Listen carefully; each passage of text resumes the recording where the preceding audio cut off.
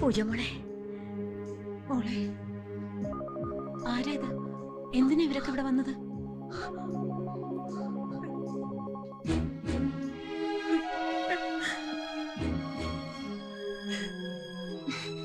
ഒരു ശല്യങ്ങൾ കയറി വന്നോളും. നാശം.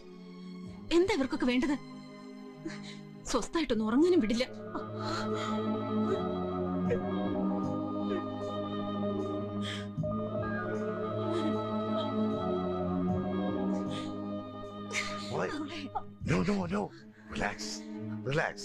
ഉറങ്ങിക്കോ, ആരും ശല്യപ്പെടുത്തില്ല.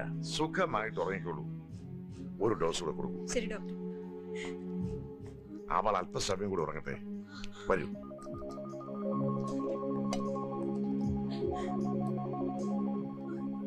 വിളവെടുപ്പിന്റെ കാല കൊടകന്റെ സമൃദ്ധി ഒക്കെ നഷ്ടമായെങ്കിലും സമൃദ്ധിയുടെ ആ പഴയ കാലം ഓർക്കുമ്പോ മനസ്സിൽ നിറയുന്നൊരു മുഖമുണ്ട്. അറിയോ, മരിച്ചിട്ടും ഇപ്പോഴും ഈ നെഞ്ചിൻ കൂടിൽ ജീവിക്കുക എന്റെ ചങ്ങാതി. ആ ചങ്ങാതര മോൾക്ക് ഈ കൊടകന്റെ മണ്ണിൽ ഒന്നും സംഭവിക്കില്ല. അതെ, ഒക്കെ വന്നു പെട്ടു. ഇനി അതോർത്ത് വിഷമിച്ചിട്ട് കാര്യമില്ല. ആരെ അറിയിക്കാതെ എന്തിനു വേണ്ടി എന്റെ മോൾ ഇതെല്ലാം സഹിച്ചത് അതോർക്കുമ്പോഴാ. അരുതാത്തതൊന്നും ചെയ്തില്ലല്ലോ എന്ന് സമാധാനിച്ചാ മതി. ബോധമില്ലാതെ കിടപ്പ് കാണുമ്പോ പേടിയാവുക. ഒരു ന്യൂറോട്ടിക് മറവി, അത്രേ ഉള്ളൂ. സ്വസ്ഥതയാണ് അവർക്ക് ഇപ്പൊ ആവശ്യം. ഈ വിവരം നാട്ടിൽ പോലും ആരും പറയണ്ട.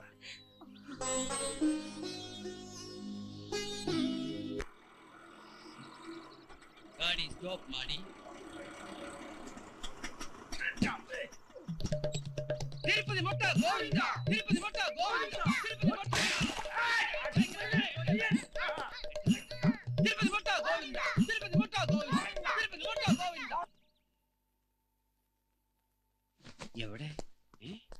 ഹായ്, തിരുപ്പതി മുട്ട ഗോവിന്ദ.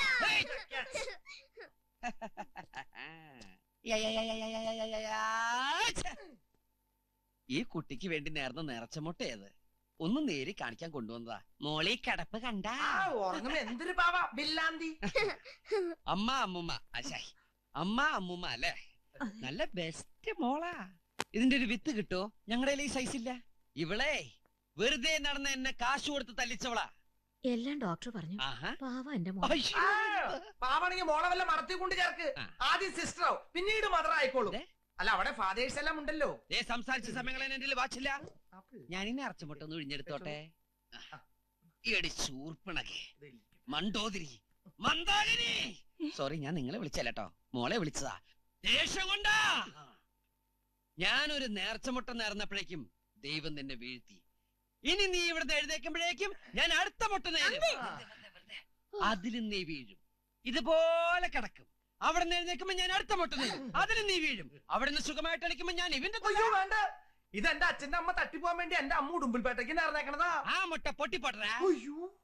എല്ലാം കഴിഞ്ഞ് അവസാനം എന്റെ ഒരു മൊട്ടടിയുണ്ടീ ബുൾസൈ പോലെ. അതോടുകൂടി നീ പൊട്ടാറടങ്ങി അമ്മേ വല്ലതിന്റെ എന്ന് പറഞ്ഞ് കിടക്കൂടി വെള്ളപ്പിശാശേ.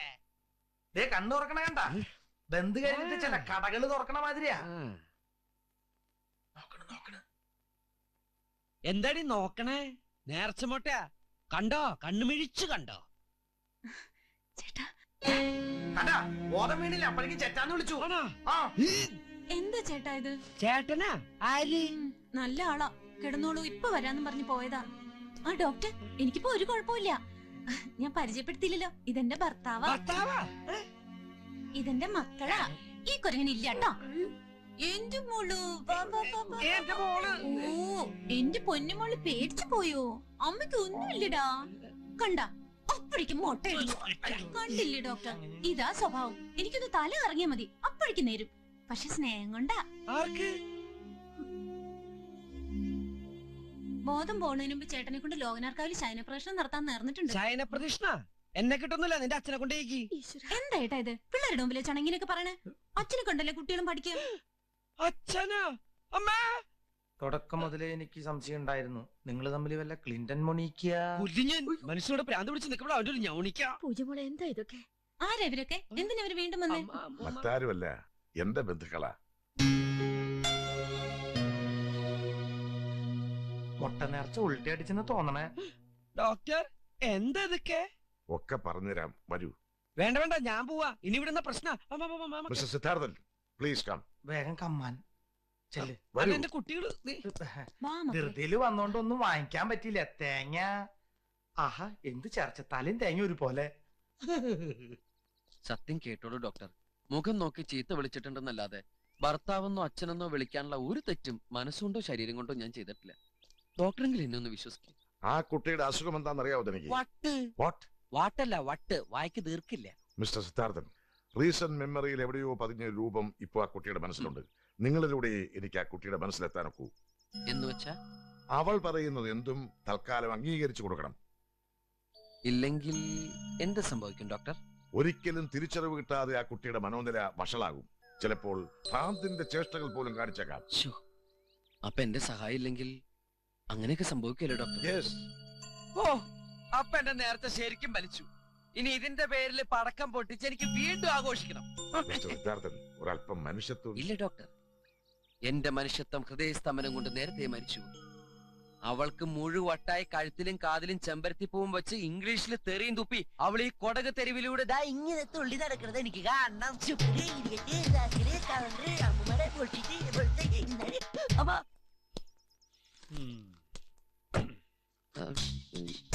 അഡ്ജസ്റ്റ്മെന്റ് വേണ്ട.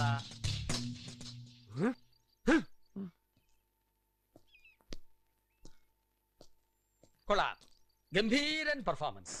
ഇതെന്താണെന്ന് ഓർമ്മയുണ്ടോ? Yes. ഈ കുടകിൽ വെച്ച് മാനസികമായും ശാരീരികമായും എന്ത് സംഭവിച്ചാലും അതിന് ഏക ഉത്തരവാദി താനാണ് എന്ന് സ്വന്തം കൈപ്പടയിൽ രേഖാമൂലം അവൾ എഴുതി ഏൽപ്പിച്ച പെറ്റീഷൻ. സാർ, അതിന് ഞാൻ കാരണം അവൾക്കൊന്നും സംഭവിച്ചില്ലല്ലോ. ഇതിൽ കൂടുതൽ ഇനി എന്താണ് സംഭവിക്കാനുള്ളത്? സത്യമായിട്ട് ഇതിന് മാത്രം ഞാൻ ഉത്തരവാദിയല്ല. ഓക്കെ, രാവണനെ കൊന്ന രാമനാണോ? അതെ. കംസനെ കൊന്നത് കൃഷ്ണനാണോ? അതെ. ഭഗനെ കൊന്നത് ഭീമനാണോ? അതെ. എങ്കിൽ അവളെ കൊല്ലാൻ ശ്രമിച്ചതും താനാണ്. അതെ. ആണല്ലേ? അയ്യോ, അത് ഞാനല്ല. അപ്പൊ പിന്നെ ബാക്കിയല്ല താനാണോ? അയ്യോ, അതും ഞാനല്ല.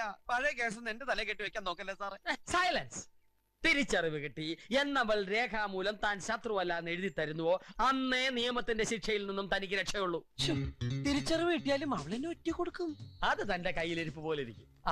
ഈ നിമിഷം മുതൽ ഡോക്ടർ പറയുന്ന എന്തും നീ അനുസരിച്ചിരിക്കണം, അവൾ പറയുന്ന എന്തും നീ അംഗീകരിച്ചിരിക്കണം. സാർ, ഇത്രയും വലിയൊരു ശിക്ഷ എനിക്ക് തരണോ? നിനക്ക് കരുതി വെച്ച ശിക്ഷയിൽ ഇത് എത്രയോ നിസ്സാരം. ഡോക്ടറോടൊപ്പം പോകൂ. സാർ, ഞാൻ പോകാൻ. വരൂ. ഇത് ഡോക്ടറോ അത് ആരാച്ചാരോ?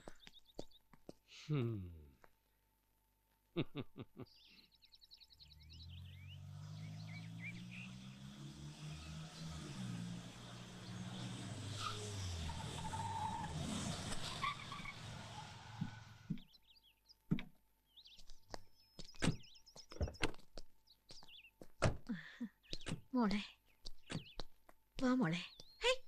എവിടേക്കാ ഇവരെന്നെ വിളിക്കണേ? നമ്മുടെ വീട്ടിലേക്ക്. കണ്ടില്ലേ ദേ ബംഗ്ലാവ്? അതെ, ഇനി മുതൽ സുഖസമൃദ്ധിയോടെ നമ്മൾ ഈ ബംഗ്ലാവിൽ താമസിക്കാൻ പോണേ.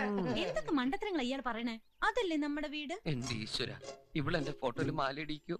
വാ മക്കളെ, നമുക്ക് പോവാം. മക്കളോ? അതപ്പോഴാണ് സംഭവിച്ചത്. ഒരു വെളിപ്പാടകലെ, അത്രയല്ലേ ഉള്ളൂ. അവിടെ അവൾ തീർത്തും സുരക്ഷിതയായിരിക്കും, എനിക്ക് ഉറപ്പുണ്ട്. നിങ്ങളുടെ അച്ഛൻ എന്തെടുക്കുവാ? ദേ, ഒന്നിങ്ങോട്ട് വരുന്നുണ്ടോ? അച്ഛനോ? അത് ഏത് വകുപ്പില്? എല്ലാം സമ്മതിച്ചു കൊടുക്കണം, ഇല്ലെങ്കിൽ വയലന്റ് ആവും. അങ്ങനെ ഒരു ഭീകരാന്തരീക്ഷം ക്ഷമ കൊണ്ടും സ്നേഹം കൊണ്ടും വേണം ഇല്ലാതാക്കാൻ. എല്ലാവരും ചേർന്ന് തന്നെ ഒരു പേപ്പട്ടിയാണല്ലേ പോറ്റാൻ ഏൽപ്പിക്കുന്നത്. പ്രായം തികഞ്ഞ പെങ്കൊച്ച, തന്റെ മുഖലക്ഷണവും ശരീരശാസ്ത്രവും കണ്ടിട്ട് എനിക്ക് ഒട്ടും വിശ്വാസമില്ല. അരുതാത്ത എന്തെങ്കിലും സംഭവിച്ചാൽ നിന്റെ നട്ടല്ലൂരി ഞാൻ പോലീസിൽ ചേർക്കും. അതെ, ഈ മനുഷ്യനെ കൊണ്ട് ഞാൻ തോറ്റു. ഒന്നിങ്ങോട്ട് വരുന്നുണ്ടോ? പിള്ളേർക്ക് വിശക്കുന്നുണ്ടാവും. അനുഗ്രഹിക്കണം. എന്നാ ഞാൻ അങ്ങോട്ട്. നിനക്ക് അനുഗ്രഹം വേണോ? പോടാ.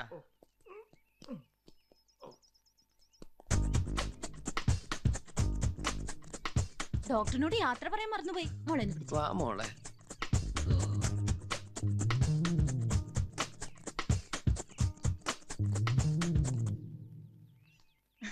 എങ്ങനെയുണ്ട് അങ്കിൾ എന്റെ പെർഫോമൻസ്? കൊള്ളാം, ഇനി സൂക്ഷിക്കണം.